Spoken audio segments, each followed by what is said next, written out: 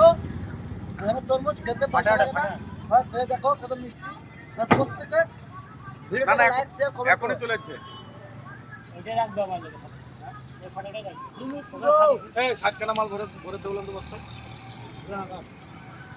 সামনেটার মানে সামনেটা বাম্পার মারবো সামনে বাম্পার আরে উড়িয়ে দি মারা সাত খালি মিলে বলে কি হয়েছে আমরা ব্যাটা সামনেটার মানে বাম্পার সামনে যে ওখানে দেখো ওখানে গান আছে তরুণ নাচছে আমি ভয় পেয়ে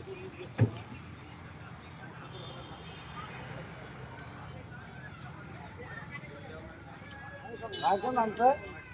এই মাল কেউ নিমান না রে